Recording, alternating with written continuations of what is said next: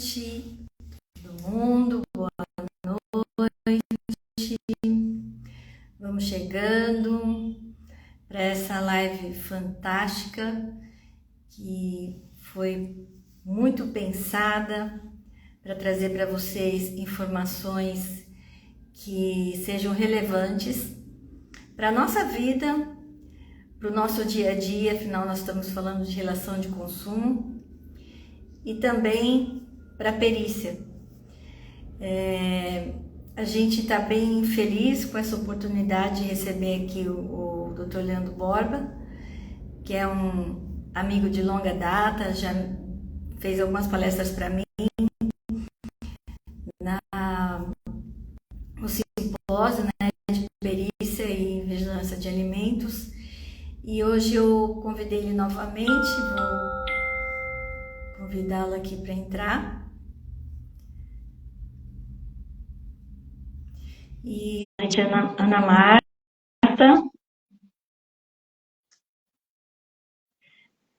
Vamos ver aqui, doutor Leandro, pronto. Doutora Andréia Boa Nova, boa noite a todos. Boa noite a todos. E que vamos nessa live aí, né? Vamos participar, vamos fazer o nosso melhor aqui. Sejam bem-vindos, pois estamos tratando hoje de um assunto de suma importância. Um assunto ligado à saúde, né? Saúde alimentar, ao Código de Defesa do Consumidor. Eu estou pronta aqui, Andréia, para suas perguntas, para suas indagações. E quero dizer a você o seguinte, que temos que lembrar isso, que o nosso público hoje é um público heterogêneo. Ou seja, composto de pessoas que é da área do direito e outras que não são da área do direito. E isso aumenta a nossa responsabilidade no nosso vocabulário. Então a gente tem que colocar de forma didática, né, para que todos entendam. Então eu estou à disposição, né, dito isso sem maiores delongas, eu estou à disposição e vamos iniciar o nosso bate-papo gostoso aí, leve, tranquilo. E vamos começar. Estou contigo, tá bom?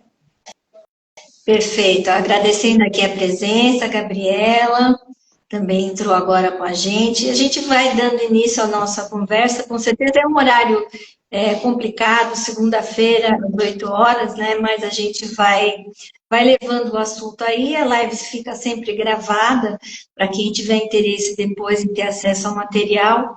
Mas é um assunto muito importante.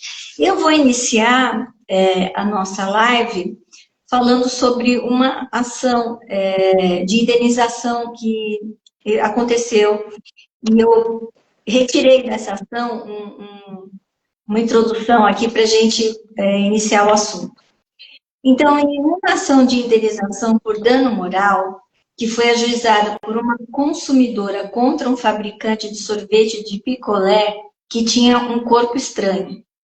A autora relatou que após ingerir parcialmente o produto, ela sentiu náuseas e expeliu o alimento. Então, nesse caso, o juiz diz que tem duas discussões aí importantes. A primeira é que a simples presença do corpo estranho no alimento é suficiente para configurar o dano moral, sem a necessidade de comprovação de danos físicos ou psíquicos. Então, o simples fato de ter o corpo estranho lá já seria suficiente para o dano moral. Depois ele continua dizendo assim: sabemos que a responsabilidade do fornecedor, quer dizer, do fabricante do sorvete, por danos causados ao consumidor, é uma responsabilidade objetiva, conforme o artigo 12 do Código de Defesa do Consumidor, sendo suficiente a presença de um corpo estranho em alimento para caracterizar o defeito do produto e o dano moral, independente de sua ingestão completa. Porém, na prática, doutor Leandro, e depois a gente estudando, com certeza o senhor estudou também, a gente sabe que essas decisões, elas diferem muito, né? Às vezes, de um estado para outro, de um município para o outro. Então, o intuito dessa live é contar, né, com a sua participação, doutor Leandro Borba, do escritório Advogados Borba e Nascente, que vai falar conosco diretamente da Argentina. Nós hoje estamos internacionais, para explicar o que é, afinal, a responsabilidade civil objetiva. Boa noite, doutor Leandro. Boa noite, é um prazer, André, responder a sua pergunta. Entendi bem a decisão do nobre magistrado aí. O Poder Judiciário, na verdade, tem sido sensível a essas questões, principalmente envolvendo alimentos impróprios para o consumo. A responsabilidade ela é objetiva, né? Principalmente nos casos de corpo estranho em alimentos, que é o caso aí, alimentos vencidos e também na contaminação alimentar.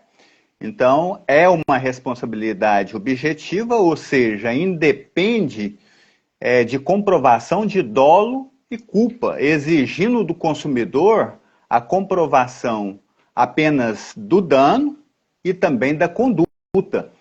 Ocorre que essa conduta ela é uma conduta esvaziada, é uma conduta que não vai se aferir, nesse caso concreto, não vai se aferir se houve dolo ou culpa. É uma conduta.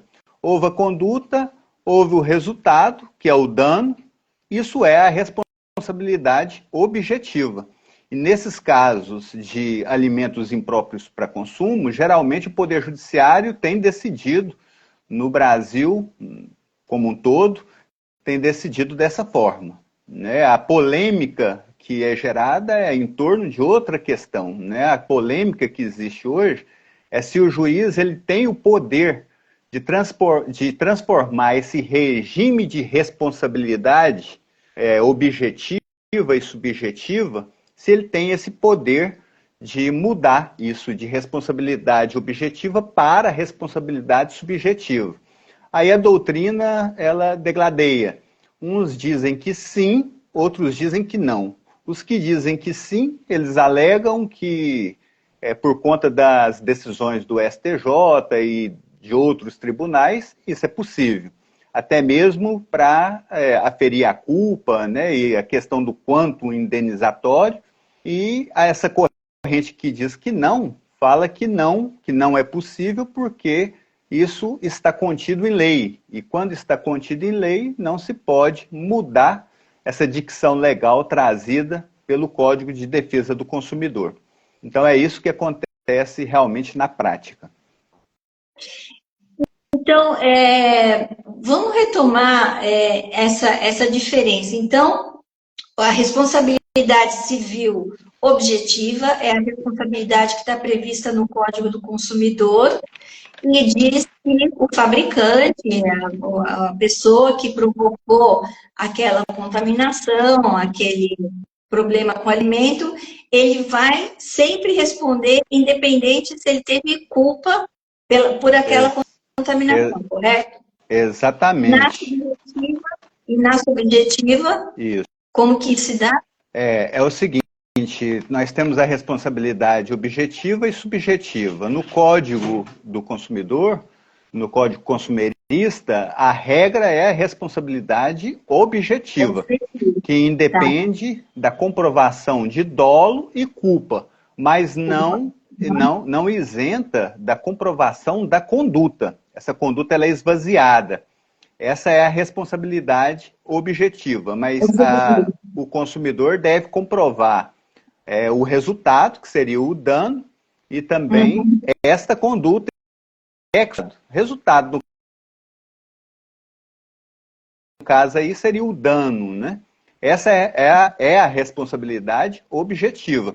Agora, a responsabilidade subjetiva, ela também ocorre no Código de Defesa do Consumidor.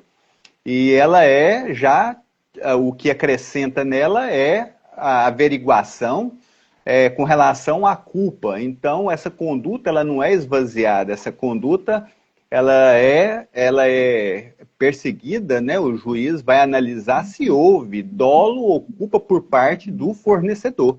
Então, esta é a grande diferença, mas os requisitos são os mesmos, né? Com relação à conduta. Então, conduta, resultado, nexo de causalidade, e eu gostaria de colocar mais outra aí, que a doutrina não coloca, que eu acho de suma importância, que é a existência da relação jurídica material existente entre consumidor e fornecedor.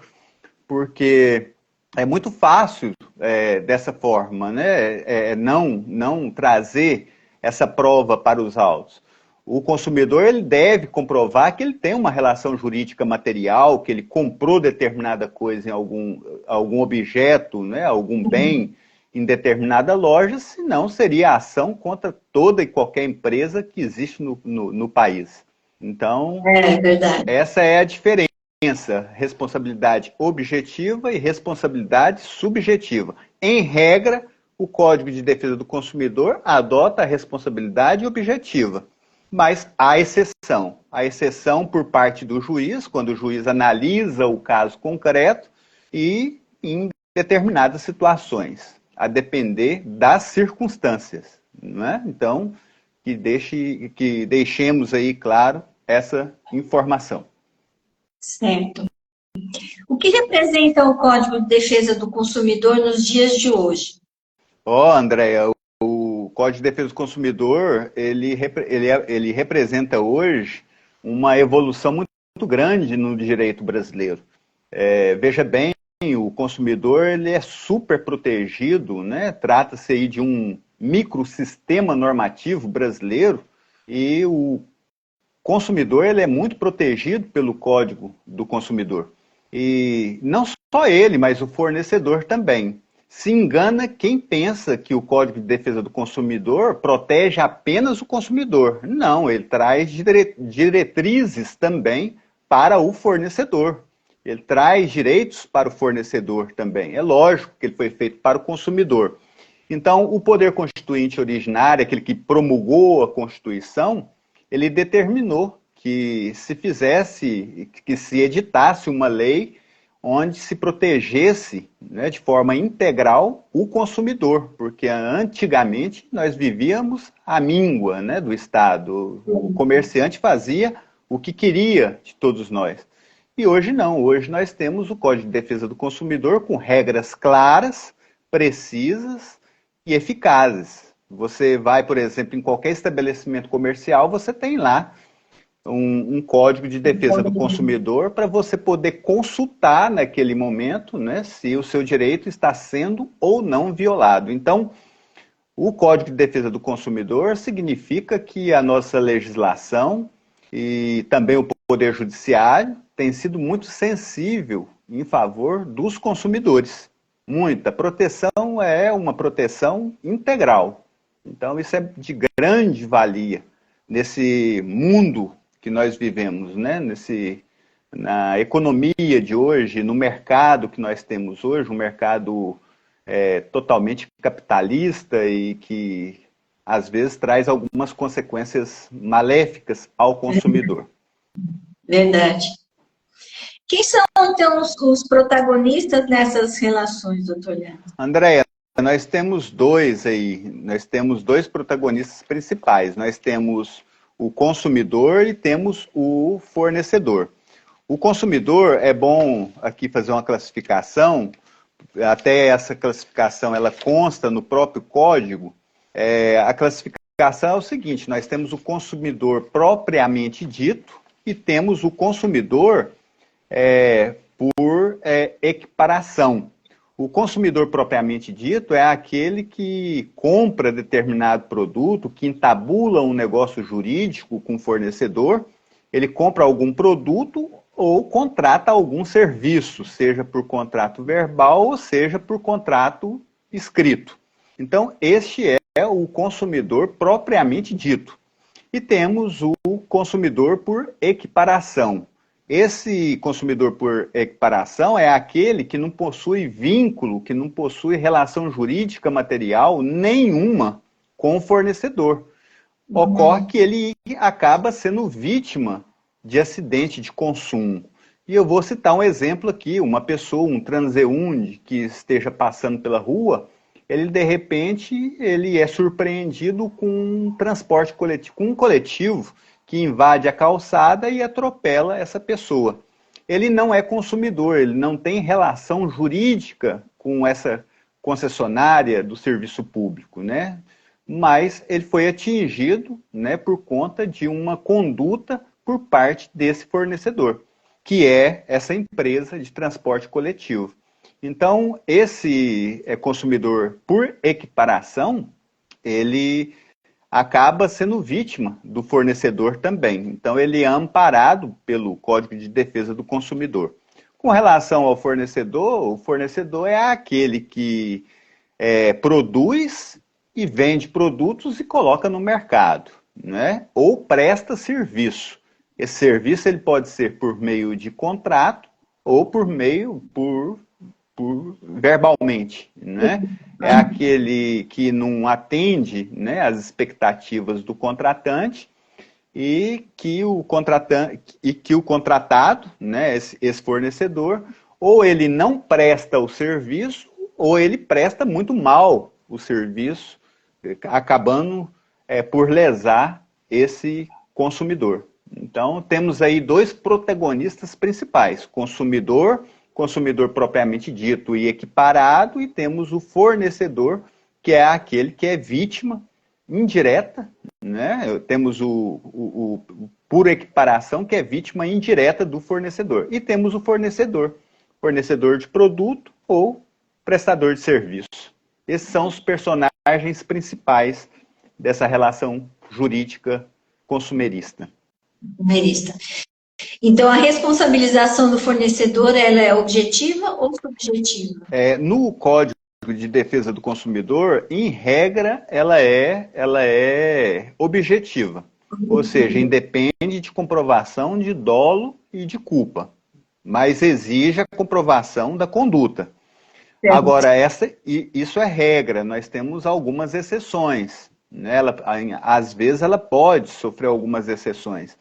E as exceções existem com relação, né, a algumas pessoas, né, com relação aos profissionais liberais, com relação ao fornecedor que comprova a culpa, né, exclusiva do consumidor, porque isso muitas vezes ocorre, né, e temos essas duas, pelo menos por enquanto, essas duas exceções à regra, né, temos... Essa responsabilidade por culpa exclusiva do fornecedor. Vou dar um exemplo. Então, a pessoa comprou um pão de mel e ela levou para casa e manteve esse pão de mel numa condição favorável para a multiplicação de fungo. Exato. Então, o fornecedor, ele forneceu um produto saudável, mas o consumidor contribuiu para aquela contaminação.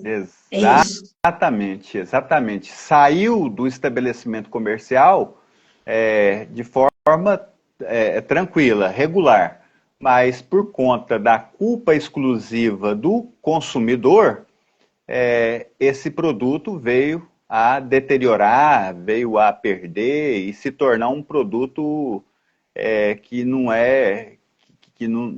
dá para ser utilizado, né, para o consumo, né? Para você ver, é mais uma prova que o CDC não protege apenas o consumidor, mas ele protege também o fornecedor. Né?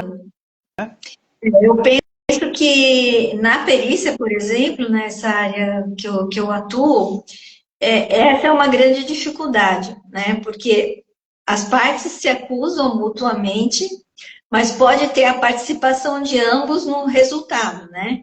Então, o trabalho da perícia é justamente tentar identificar onde houve a falha, né? Se houve e quem foi o responsável pelo evento, né? Exatamente. Olha só, eu vou voltar novamente àquela questão controversa, né? Muitas vezes os juízes, eles invertem essa posição, esse regime de responsabilização, porque às vezes depende de prova, né? Quem que foi o culpado, né?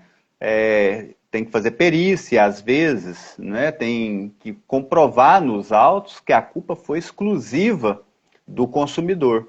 Então, há essa divergência. Então, no meu ponto de vista, está correta essa corrente que defende que há essa possibilidade de inversão nessa responsabilidade objetiva e subjetiva, nesse regime de responsabilidade. Então, não é sempre que a gente pode falar que a responsabilidade é objetiva. Não, ela é objetiva em regra, mas ela pode ter exceção, a depender do caso concreto. E o juiz está ligado nisso, né? Às vezes necessita de prova pericial, às vezes necessita de comprovação de que aquele produto foi comprado naquela loja realmente. Então há uma proteção também para o fornecedor. Às vezes uma pessoa que de repente se alimentou meia hora antes, se alimentou, entrou num outro restaurante e se alimentou também no outro restaurante. De quem que é a culpa nesse caso? Quem foi que gerou o prejuízo? Né? Então, isso aí demanda uma dilação probatória. E quando demanda dilação probatória, nós estamos diante de uma responsabilidade subjetiva. Então, eu sou a favor, eu me filio a essa corrente que defende que pode haver essa inversão de regime de responsabilização. Certo, é justo, né? É justo. É o mais justo mesmo. Porque porque a gente... Tem muito, a maioria das ações... Da maioria das ações que eu vi é isso mesmo. Porque pode falar. Tem muita gente, Andréia, que confunde as coisas. Pensa que o Código de Defesa do Consumidor é um código voltado exclusivamente para proteger o consumidor. Mas não, ele é um código um microsistema que vai proteger o consumidor, mas que vai trazer diretrizes para o fornecedor na sua conduta. Então, é equivocada essa visão de que o CDC ele protege apenas o consumidor. Perfeito. Quais são os tipos de lesão que existem no CDC ao consumidor? Quais são as que são previstas? André, nós temos aí algumas lesões ao consumidor e vale aqui ressaltar, essa sua pergunta é muito interessante. Nós temos o vício do produto ou do serviço, né, e temos o defeito do produto ou do serviço. Com relação ao produto, né, aos vícios, vamos lembrar o nome, vícios do produto, ocorre quando o consumidor compra um produto estragado, né, aí entra qualidade e quantidade, né, às vezes compra um produto estragado, já leva para casa estragado, há um vício no produto. E pode também ter a quantidade, às vezes consta que tem lá um quilo e de repente tem meio quilo, né? Esse é o vício, mas temos também o defeito. O defeito é grave, Por quê? O defeito, ele acaba por reverberar na saúde, né? Na saúde e também no perigo de vida do consumidor. Então, o que diferencia o vício do defeito é justamente isso, a questão do risco de saúde, né, do perigo que tem. Né? Então, o defeito é muito mais grave. E voltando novamente ao seu exemplo do alimento, esse alimento que contém alguma coisa misturada, trata-se de defeito. Por quê? Porque acaba reverberando aí na possibilidade de lesão à saúde e à vida do consumidor. É defeito, né? Defeito nesse caso. Defeito, mas um defeito ligado a alimentos. Então, nós temos o vício do produto e do serviço, e temos o defeito do produto e do serviço. Com relação ao vício do serviço, é aquele quando determinada pessoa que foi contratada para fazer determinado serviço, ela não faz esse serviço, ou se faz mal feito. Você contrata uma pessoa para fazer um armário de 10 portas, ele faz um armário de 5 portas. Ou faz um armário torto, né? Olha só, o prestador de serviço causando lesão ao consumidor. Então, o consumidor, nesse caso, também é protegido. Isso com relação ao vício do serviço, tá? Uhum. E, e o fornecedor, ele pode, eventualmente, ser excluído dessa responsabilização? Você já disse alguma coisa a respeito disso, né? Em que situações que o fornecedor vai ser excluído dessa responsabilidade? Ele pode sim, Andréia. Não tem direito absoluto para ninguém, não é? Isso é bom. Nem o direito à vida, nós não temos esse direito de forma absoluta. O fornecedor, ele pode sim, ele pode ser isento de responsabilidade a partir do momento em que ele comprova em juízo, né, que ele não colocou o produto no mercado, que o defeito do produto, ele de fato não existe, e também que a culpa é exclusiva do consumidor ou de alguém, de terceiro, amando, né, com a aquiescência desse consumidor. Eu cito o exemplo aqui, né? Por exemplo, eu compro um ar-condicionado na loja. Aí eu contrato uma pessoa para instalar esse ar-condicionado. Essa pessoa não tem nada a ver com a loja em si, é um terceiro particular. Ele erra ali na instalação do ar-condicionado e queima o ar-condicionado. Então esse prestador de serviço, esse consumidor, ele foi culpado. Não tem culpa aí nenhuma do fornecedor que entregou o ar-condicionado funcionando normalmente, né? Então é um exemplo que eu deixo aqui nesse caso específico, no caso do serviço, né? Mas se fosse, por exemplo, um prestador de serviço a mando do fornecedor, aí seria, Não, os aí, dois seriam responsáveis. exatamente, aí pela teoria da aparência, né? Esse funcionário, esse instalador do serviço, ele estaria vinculado à empresa. Então, pela teoria da aparência, esse fornecedor seria responsabilizado. Perfeito. E nesse caso, a responsabilidade aí, responsabilidade objetiva, no caso. Tem um caso que eu queria comentar de um dos laudos, né, que eu estou trabalhando, que a relação é a seguinte: a pessoa comprou um arroz no supermercado e o arroz apareceu com larvas, tá?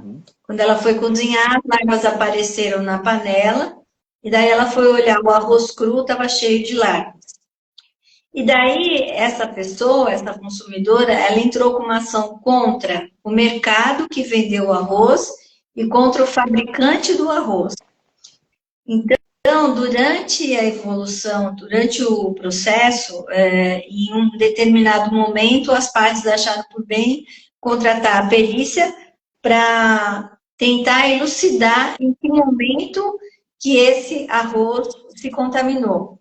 Porque o mercado e o fabricante estão alegando que o consumidor deixou o arroz em condições possíveis de serem contaminados pela larva. O consumidor disse que assim que ele abriu o pacote do arroz, já tinha larva lá.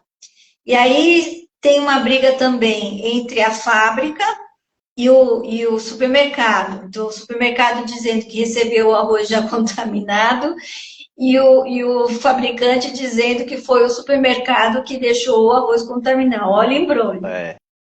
Interessante, interessantíssimo.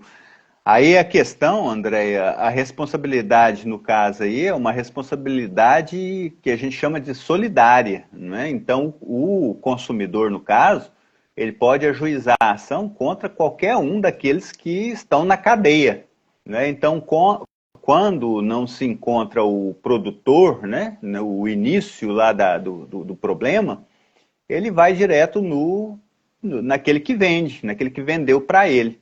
A responsabilidade é solidária nesse caso. Responsabilidade solidária é que todos vão responder na mesma proporção, ou seja, você pode ajuizar a ação, o consumidor pode ajuizar a ação contra qualquer pessoa. Contra o pequeno comerciante, contra o produtor, contra aquele que transportou, toda pessoa que está nessa cadeia aí de produção, de venda desse produto. É a responsabilidade solidária, né? E é interessante isso, porque nós temos a responsabilidade solidária e a responsabilidade subsidiária. A responsabilidade subsidiária é aquela onde você primeiro tem que passar por uma pessoa, por um ente, né, por determinada empresa, para depois chegar, né, nos outros. E na responsabilidade solidária, não. Você pode ajuizar a ação contra qualquer um dos personagens, qualquer um dos fornecedores. Isso facilita para o consumidor. Olha só, tanto que o direito do direito do consumidor é bonito e justo, né? Porque se você compra determinada coisa próximo da sua casa, do supermercado, você não tem endereço, não quer saber de quem fabricou, de quem, como que foi transportado, né? Então você vai Exatamente. onde você depositou o seu dinheiro, a sua confiança. Então, nesse caso, a responsabilidade é solidária e isso já está consolidado. Muito boa a sua pergunta. Vai tá conduzindo nesse sentido mesmo, porque para ter uma ideia, a contaminação aconteceu no mesmo dia, quer dizer, ele comprou arroz e preparou no mesmo dia, foi a sorte dele. Então, a contaminação já estava no arroz, ele conseguiu comprovar de que forma que ele fez. Ele filmou, fotografou o momento que aconteceu. E ele guardou esse saco de arroz por 2 anos, esperando a perícia. E apesar desse lapso temporal, a amostra ainda estava perfeita para fazer análise. E aí eu consegui fazer a perícia num laboratório que demonstrou uma contaminação de dentro para fora.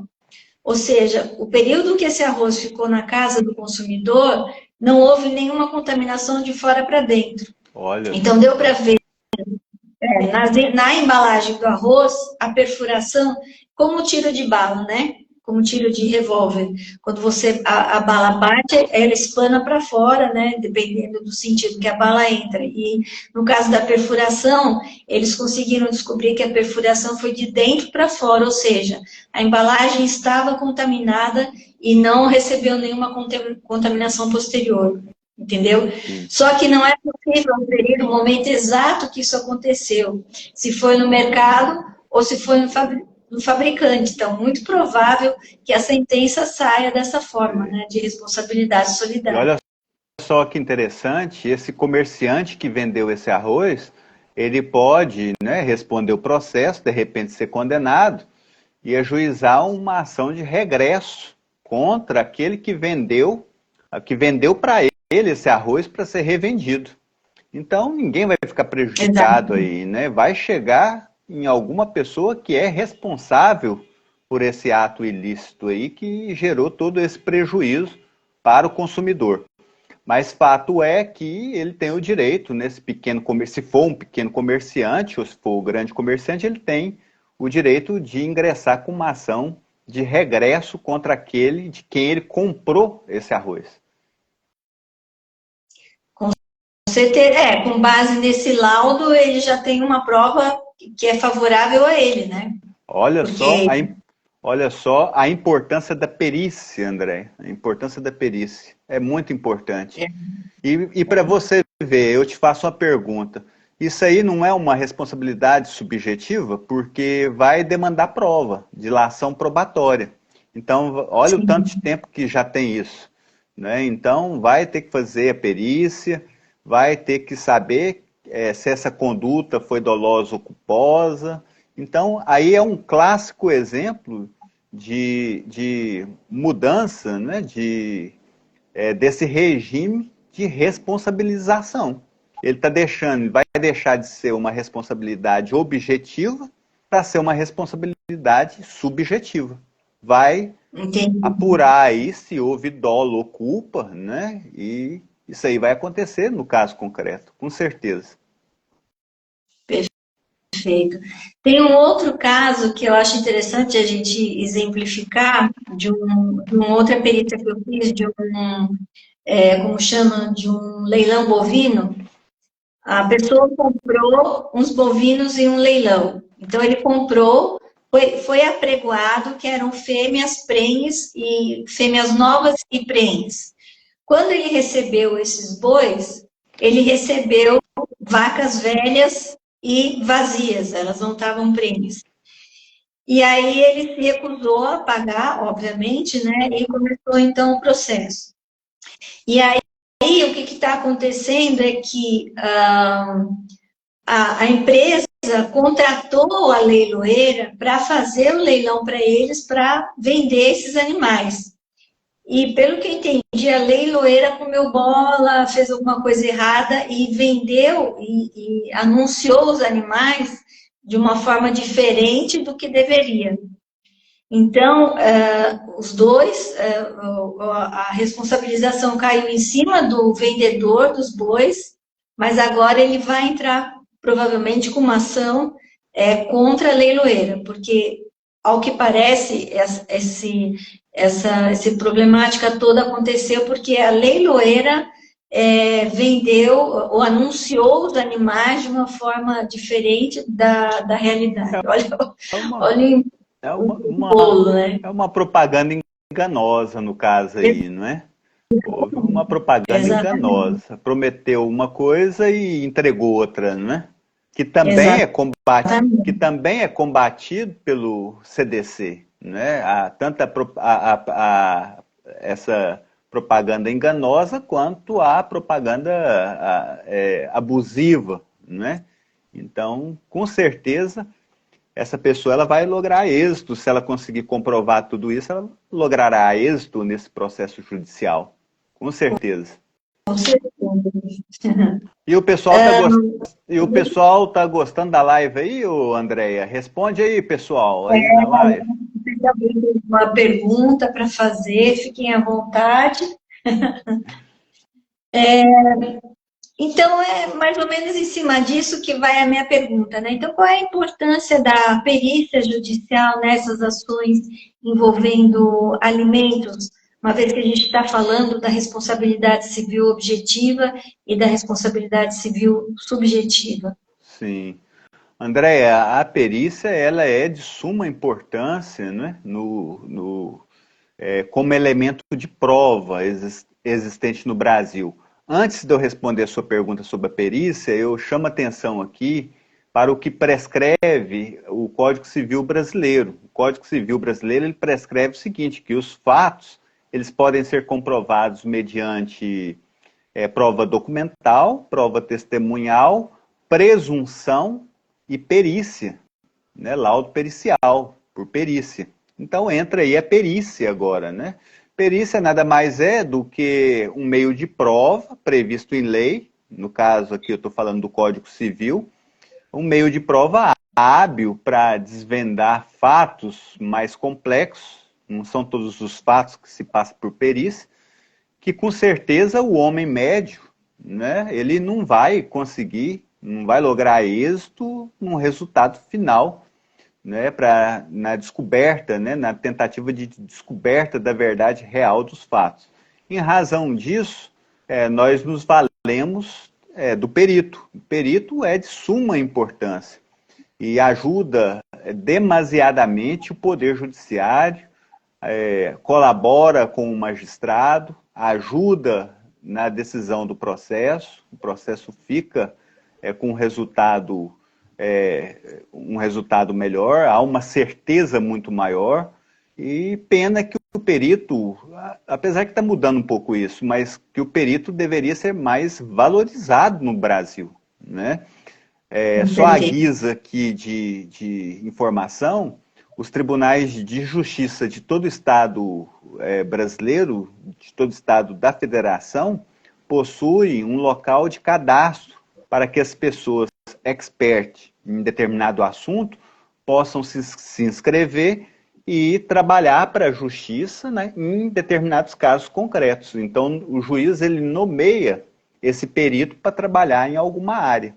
É bom levar esse conhecimento ao pessoal, porque quem tem a intenção de trabalhar nesse sentido, as portas dos tribunais de justiça de todo o país estão abertas. Verdade. E é fácil, é só fazer o cadastro, eles pedem alguns documentos e é muito bonito o trabalho do perito. E o regulamento, o regramento, melhor dizendo, com relação à perícia, está prevista no Código de Processo Civil brasileiro. Então, o CPC de 2015 trouxe regras expressas com relação à perícia. Então, lá traz todo o procedimento. Todo o procedimento da perícia de certa forma, complexo, né? Tem laudos para serem apresentados, tem o termo de responsabilidade. O juiz pode destituir o perito se entender que ele não é tão versado no assunto. Então, basta ler ali no Código de Processo Civil, procurar lá sobre perícia, que a pessoa vai entender como que funciona isso na prática. Mas o perito é de grande importância para o Poder Judiciário brasileiro e para o jurisdicionado como um todo, né? Para todos aqueles que estão em juízo. E realmente ele descobre a verdade real dos fatos. Se a gente pegar aí um perito bom, ele traz um trabalho de excelência e o juiz, no momento de prolação da sentença, ele vai ter muito mais certeza, porque ele contou com a colaboração de um profissional, de um expert, de uma pessoa que é versada naquele assunto. Parabéns. Perfeito. Parabéns a todos os peritos do Brasil. Temos aqui um representante da perícia veterinária, do qual eu me orgulho muito, que é o Dr. Clifton. É um dos pioneiros aí da perícia veterinária, um batalhador de muitos anos. A gente começou praticamente junto, só que ele foi adiante e eu parei. E ele continuou, é autor de vários livros na área de perícia veterinária, um Instagram de muito sucesso. E as postagens dele sempre voltadas para as questões tanto do tutor quanto dos veterinários, né? Então, ele tem uma equipe de profissionais que auxiliam em ambos os lados, né? Então, eu me orgulho muito da perícia veterinária, especialmente do trabalho que o Dr. Clifton tem feito. E também convido, né, os colegas que têm alguma expertise na área, né? No nosso caso, na área de alimentos, tem várias aqui, a colega do Descomplica avisa também, uma pessoa super conhecedora, né, do assunto, que está sempre aí postando nos Reels, e a gente se segue, né, mutuamente, e a gente conhece, né, as pessoas pelo comportamento, até nas postagens, que levam muito a sério o trabalho e estudam, né, estão sempre em dia com as novidades, porque alimentos é um segmento muito dinâmico, né, então você precisa estar sempre acompanhando essas mudanças que estão vindo, e a gente percebe, né, em alguns profissionais, essa seriedade na conduta desse tipo de trabalho voltado para a área de alimentos, né? Tanto da consultoria quanto da perícia, né? Então, eu convido também, né, a todos que quiserem conhecer mais, né, o trabalho da perícia em alimentos, para também me seguir no Instagram, estou sempre em contato com o doutor Leandro também, né, para trocar ideias. Estou terminando de gravar o curso de perícia judicial de alimentos, que em breve, se Deus quiser, eu vou lançar. E também trazer, né, mais profissionais para essa área de alimentos, que não é uma área muito explorada ainda nos tribunais, né? Apesar de ter muitas ações, poucas ações com perícias, né, para essa área. Inclusive, a gente vê que muitas decisões acabam ficando no juizado especial que dispensa a perícia, né? E alguns que estão evoluindo, e acho que está virando agora uma nova concepção desses direitos com relação aos alimentos. Então, eu tenho percebido um aumento dessas ações entrando agora nos tribunais, né? Eu penso que esse cenário será mudado em breve, Andréia, porque o Poder Judiciário tem sido sensível a essa questão de alimentos. Veja bem, em Goiânia, nós tivemos aí alguns problemas relacionados a esse tema. E não só em Goiânia, eu vi noticiário no Brasil todo, né, como, por exemplo, bolo envenenado, bolo com problemas, né, e vai mudar esse cenário. Está mudando já esse cenário. Agora, eu deixo aos nossos nobres seguidores que se eles quiserem, né, fizerem questão que eu passe para eles como faz para poder se inscrever nos tribunais de Sim. justiça de cada estado, é super tranquilo e eu posso ajudá-los. Então, basta entrar em contato, tem o canal do YouTube, né, Leandro Borba Ferreira Nascente, e a gente pode bater um papo e eu explico para eles como que funciona esse procedimento. Não é um procedimento difícil, tá? Tem que mostrar apenas a capacidade da pessoa e o compromisso dela de falar sempre a verdade em juízo.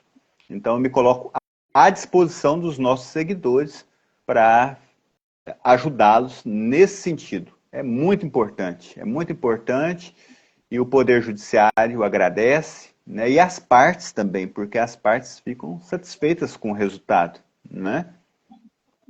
Com certeza. E a gente, aqui em São Paulo, até a gente teve um momento que eu fiz o curso da Academia do Perito, o qual eu recomendo para meus conhecidos aí, que eu gosto muito, e ele recomendava, inclusive, além de você fazer a sua inscrição no portal do Auxiliar da Justiça, de você também se apresentar, né, nas varas, nos tribunais, e levar um currículo seu, levar uma carta de apresentação mostrando a sua expertise, né? Porque, por exemplo, eu sou veterinária, a minha expertise é alimentos. O Dr. Clifton, que está aqui na live, veterinária, a expertise dele é em animais, né, em pets.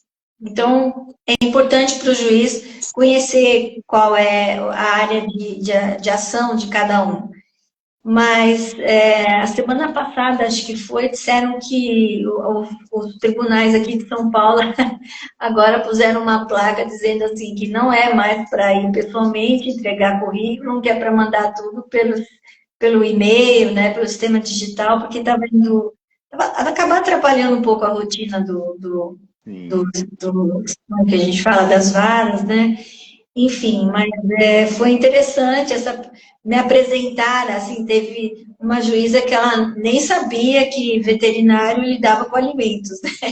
Olha Então só, foi, olha só, Andréia, só te interrompendo aí.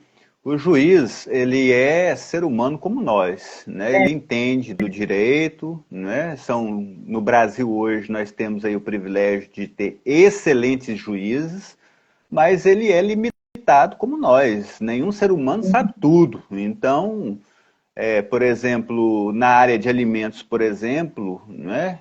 Os juízes às vezes não entendem essa área, às vezes não entendem uma área específica, né? Que demanda aí um estudo mais aprofundado e uma análise mais acurada daquela situação.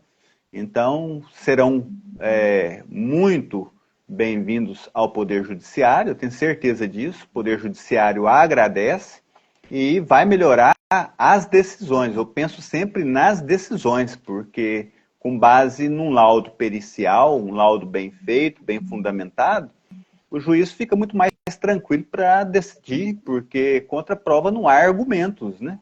Aliás, verdade. para advocacia sempre há argumentos, né? Mas dificulta um pouco para a parte contrária. Então eu vejo que vale a pena quem é profissional de qualquer área, pode ser psicologia, psiquiatria, médico, né? E qualquer pessoa que tenha um conhecimento aprofundado de determinado assunto, vale a pena se inscrever e ajudar, colaborar com o Poder Judiciário nesse momento. O Poder Judiciário agradece e os magistrados também. E eles Não, com são... certeza. Existe um déficit, né, de peritos aí, e é importante a gente trazer uma juventude nova, né, para esses tribunais, porque a maioria dos peritos são pessoas que já estão há alguns anos lá, né, porque não tinha muito essa cultura do perito. E agora tem crescido bastante, né? A perícia veterinária, ela cresceu de uma forma incrível, né? Especialmente nessas questões voltadas para pets, e a gente tem visto trabalhos maravilhosos, tanto na perícia quanto na assistência técnica, e eu faço parte, né, de comissões, tanto da veterinária, do Conselho de Medicina Veterinária, quanto da OAB, na área de perícia, perícia veterinária, e, e fico, assim, bastante surpreso com as coisas que acontecem, né, e como que o perito tem que lidar com determinadas situações, especialmente quando envolve maus tratos, quando envolve abuso de animais. A gente vê cada coisa, assim, tão absurda que a gente não pensa que pode acontecer e acontece, né? E na área de alimentos é, de fato, pouco conhecida. Então, muitos magistrados conhecem, por exemplo, o engenheiro de alimentos como sendo o profissional que vai poder ajudar nessas questões. Mas também tem um nutricionista, também Tem, tem um químico, tem vários profissionais, né, que atuam, né, nessa área de alimentos. o grande problema que eu vejo é o fato de, no juizado especial, não tramitar processos de grande indagação, né? Então, nos juizados especiais, não é possível a perícia. Então, tem que ser na justiça civil, né, comum, e não nos juizados especiais. Nos juizados especiais não se admite questões de alta indagação. Então, mas nas varas cíveis, né, e geralmente são varas que recebem processo de valores vultosos, o perito se faz necessário. Né? Pena que eles não aceitam isso no juizado especial civil, e é até compreensível, porque no juizado Sim, especial civil vige o princípio da simplicidade. Simplicidade, oralidade, celeridade. Né? Agora, se alargasse mais aí, né, para os juizados especiais, né, a presença do perito, seria maravilhoso para esses profissionais. E é tranquilo, a pessoa, o perito recebe, as partes, eles lançam os seus quesitos, né?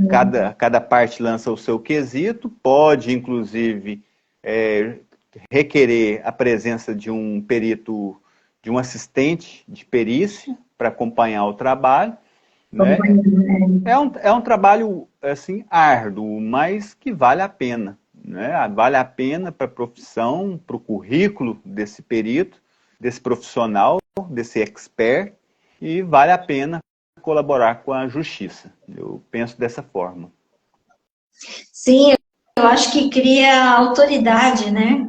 Cria autoridade. Realmente, você se apresentar como perito judicial abre muitas portas, né? E normalmente você tem um grande respeito, assim, principalmente por parte dos magistrados, por parte dos oficiais, né, que trabalham ali, eles recebem a gente super bem, estão sempre dispostos a ajudar, colaborar.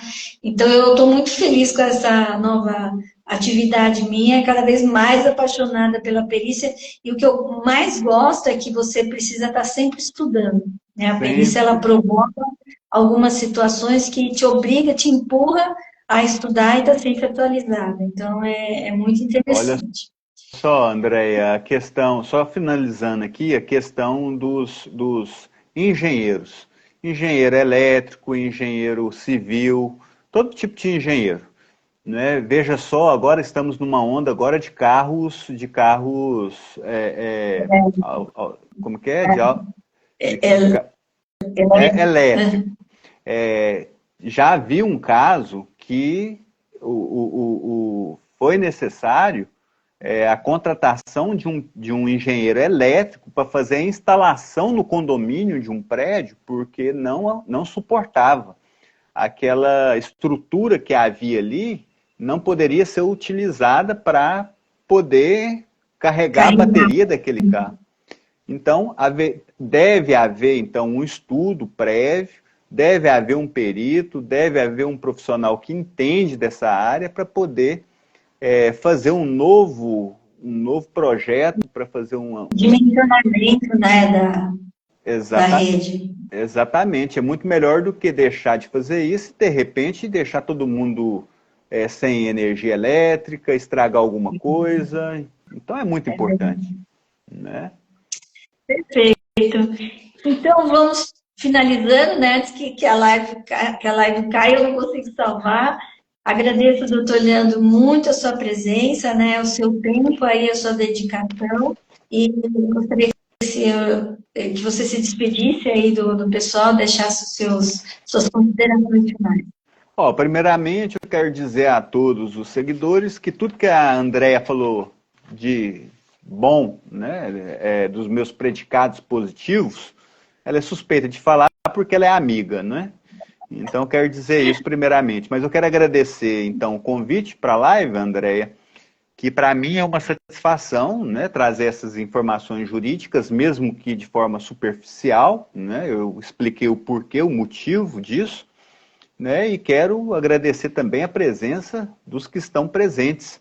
Aproveito a oportunidade para convidar, né, os seguidores para visitarem o meu canal, o YouTube Leandro Borba Ferreira Nascente, e se inscrevam na plataforma, se inscrevam, assistam, curtam, né, compartilhem o conteúdo que está por lá. Tenho certeza que vocês ganharão muito com isso. Pelo menos a minha intenção é produzir conteúdo jurídico e ajudar a sociedade como um todo com essas informações.